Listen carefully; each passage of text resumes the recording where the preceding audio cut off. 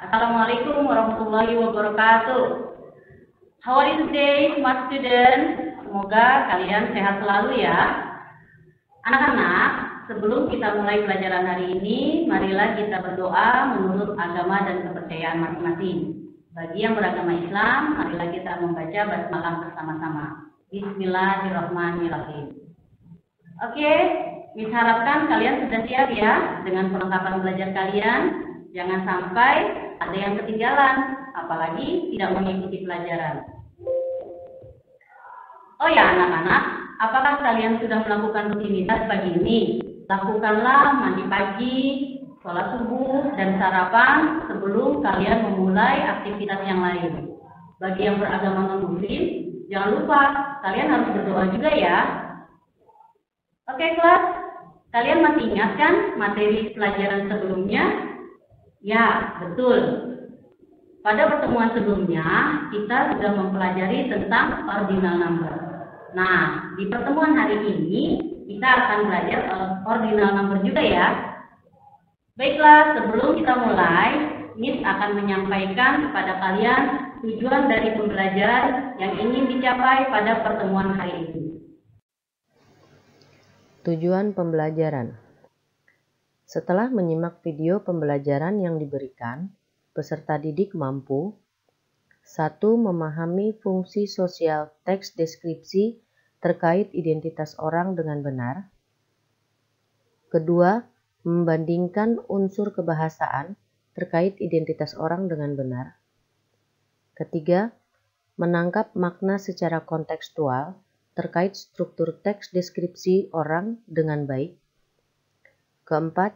Menyusun teks deskripsi tulis terkait identitas orang dengan baik dan benar. Anak-anak, hari ini kita akan belajar tentang teks deskripsi. Apa sih teks deskripsi itu? Teks deskripsi adalah paragraf yang menjelaskan atau menggambarkan tentang suatu objek. Bisa berupa orang, tempat, atau benda. Untuk pertemuan kali ini, kita akan belajar tentang teks deskripsi orang. Nah, anak-anak, setelah kegiatan belajar, silakan kalian mengerjakan tugas kuis di Google Form. Linknya akan diberikan nanti ya di akhir pembelajaran. Kuis tersebut adalah penilaian proses belajar kita hari ini sebagai nilai pengetahuan kalian. Untuk nilai keterampilan, tugasnya adalah kalian membuat karangan teks deskripsi tentang orang yang ada di rumah kalian. Diharapkan kalian menceritakan tentang orang yang sangat kalian sayangi. Contohnya, ibu, ayah, kakak, atau adik kalian. Kalian boleh memilih salah satu di antara mereka untuk dijadikan tokoh dalam teks deskripsi kalian. Berikut adalah penjelasan tentang teks deskripsi. Disimak baik-baik ya. Descriptive text is a text which says what a person or thing is like, its purpose to describe and reveal a particular person, place or thing. Teks deskripsi adalah teks yang menjelaskan suatu objek, bisa tentang orang, tempat, atau benda. Tujuannya untuk menggambarkan seseorang, tempat, atau benda, sehingga pembaca seolah-olah melihat dan merasakan sendiri apa yang dideskripsikan oleh penulis secara rinci. Untuk membuat teks deskripsi, kita perlu memperhatikan generic structure-nya. Generic structure of descriptive text is A. Identification. It's content about general overview of an object. B. Description. Its content the special characteristic that belong to an object. Nah, pada hari ini, pokok bahasan materinya adalah tentang fungsi sosial teks deskripsi, unsur kebahasaan teks deskripsi, struktur teks deskripsi, dan cara menyusun teks deskripsi tulis.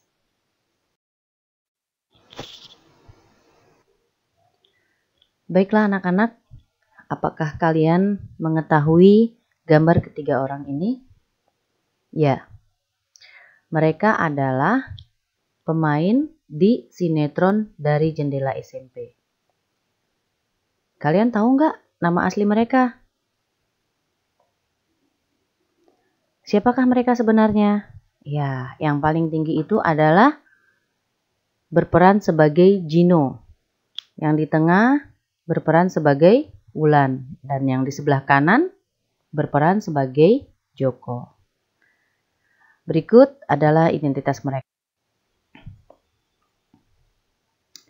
Gino ini nama aslinya adalah Emiliano Fernando. Panggilannya Emil. Dia lahir di Australia pada tanggal 16 Desember 2004. Tinggi badannya 170 cm. Udah kelihatan ya anak-anak ya? Dia paling tinggi di situ. Emil mempunyai saudara kandung, seorang adik, dan profesinya sebagai artis dimulai sejak tahun 2015. Tokoh berikutnya adalah yang berperan sebagai Wulan. Nama aslinya adalah Sandrina Michelle. Panggilannya Sandy. Sandy lahir di Lampung pada tanggal 11 Januari 2007. Tinggi Sandy adalah 152 cm, beratnya 45 kg, dia mempunyai satu orang adik perempuan, dan profesinya sebagai artis dimulai sejak tahun 2011. Dia mempunyai hobi traveling. Kemudian yang ketiga, dia yang berperan sebagai Joko. Nama aslinya adalah Muhammad Fahreza Anugrah Efrianda. Dia dipanggil dengan sebutan Rebong. Lahir di Jakarta pada tanggal 26 September 2005. Tinggi badannya Rebong 157 cm. Dan Rebong mempunyai 2 orang kakak. Profesinya sebagai artis dimulai sejak tahun 2013. Nah, itulah identitas dari masing-masing pemeran sinetron Dari Jendela SMP. Okay, class. After we get that information, what will we do? Nah, sekarang saatnya kita membuat kalimat berdasarkan informasi yang sudah kita dapatkan. Seperti apakah kalimatnya? Betul. Sebelum membuat kalimat, kita harus menentukan dulu kata-kata apa saja yang akan kita gunakan. Bila melihat kategori berdasarkan informasi, dapat dikelompokkan menjadi 4 bagian, yaitu pertama, umur, kedua, tinggi badan, yang ketiga, jumlah saudara, yang keempat, waktu mulai menjadi artis. Baiklah, mari kita simak bersama-sama penjelasan berikut. Dari informasi tersebut dapat diketahui tentang umur, tinggi badan, jumlah saudara, dan waktu mulai menjadi artis. Nah, dari kategori ini kita bisa membuat kalimat. Sebelum kita membuat kalimat, karena kita sudah tahu kategorinya, kita tentukan dulu kata-kata apa saja yang kita gunakan dalam kalimat tersebut. Ya, untuk umur kita bisa menggunakan kata years old. Ya. Kemudian untuk tinggi badan kita gunakan tall, jumlah saudara, brother or sister. Kemudian waktu memulai menjadi artis kita bisa gunakan when, bertanya tentang waktu.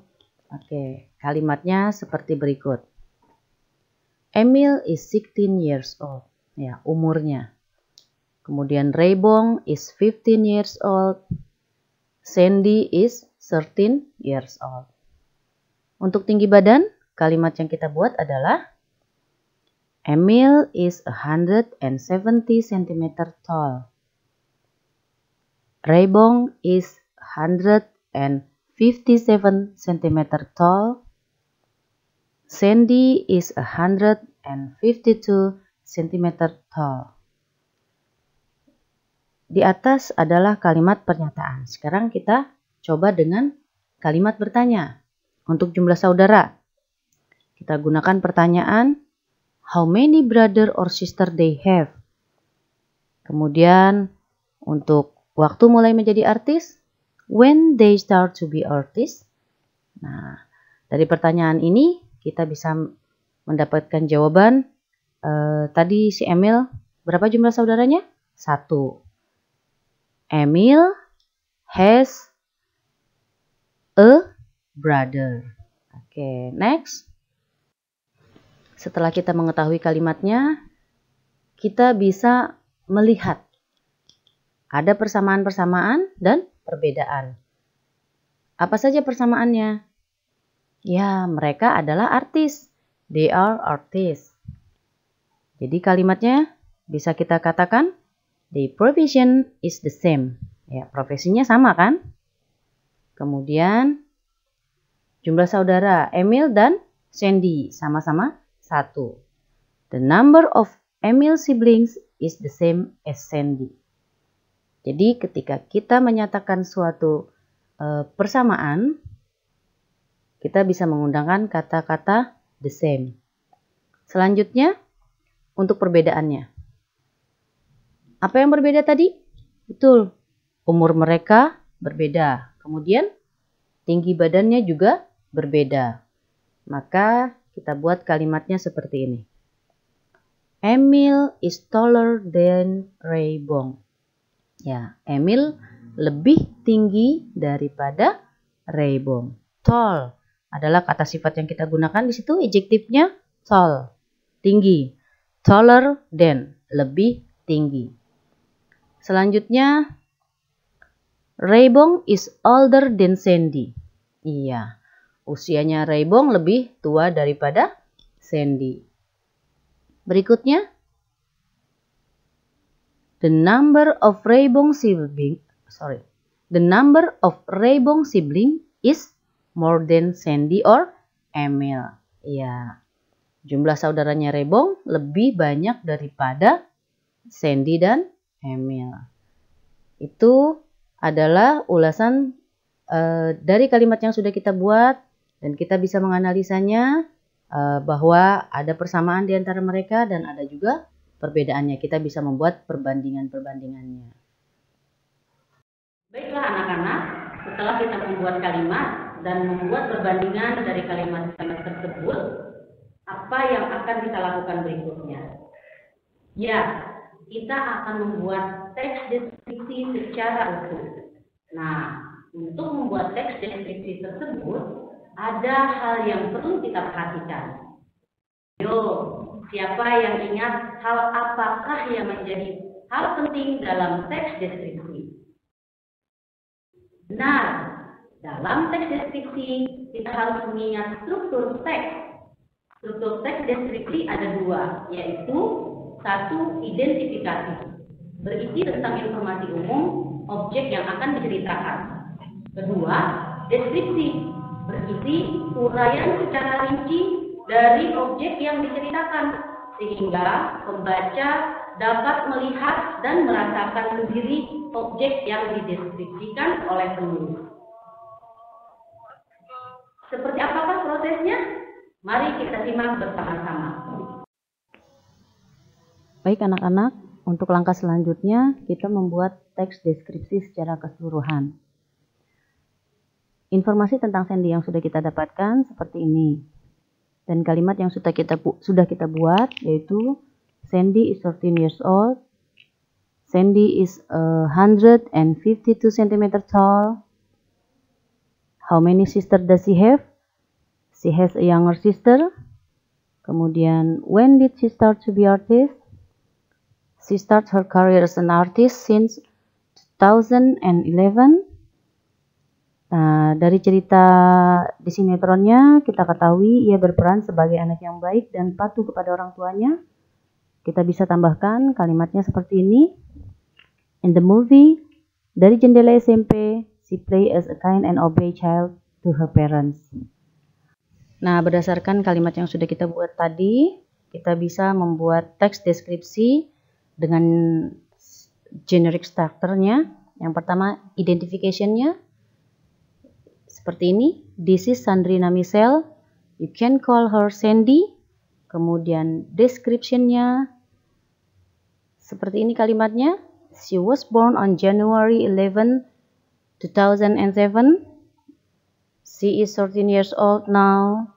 She is 152 cm tall and her weight is 45 kg. She has a younger sister. Her hobby is traveling. In the movie Dari Jendela SMP, she plays as a kind and obedient child to her parents. She started her career as an artist in 2011. Nah, itu kita mendeskripsikan satu orang.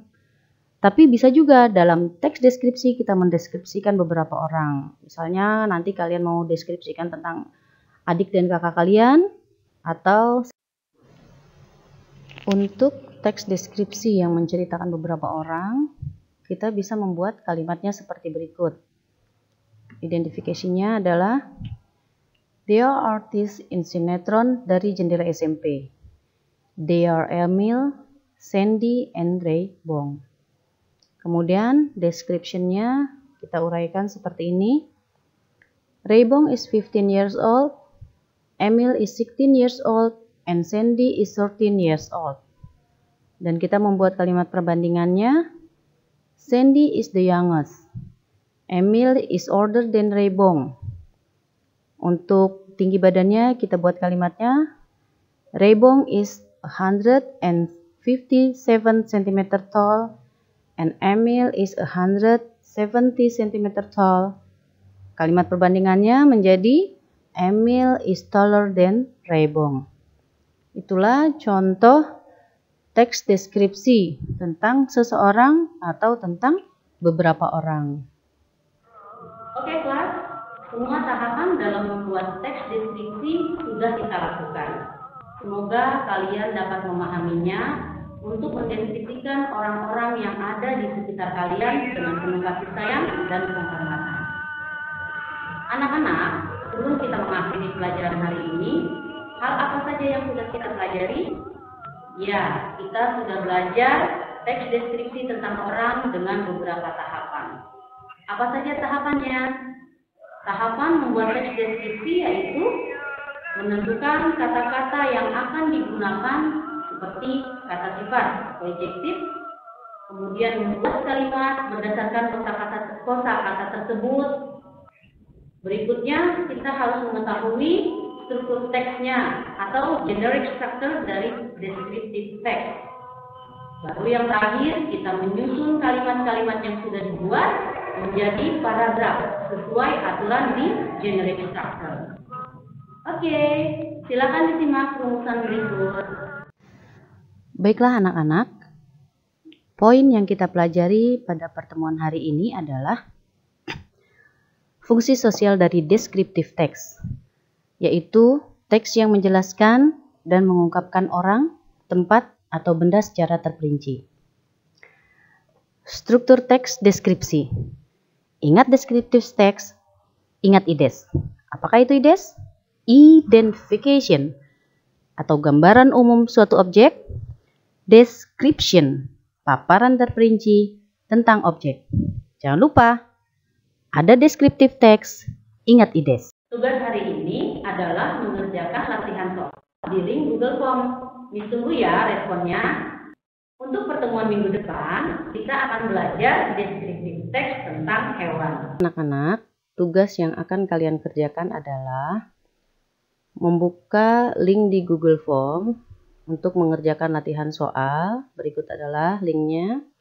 Kemudian tugas keterampilannya, kalian membuat teks deskripsi sederhana tentang orang-orang yang ada di sekitar kalian dengan ketentuan sebagai berikut. Pertama, pilihlah tokoh atau orang yang ada di dalam keluarga intimu.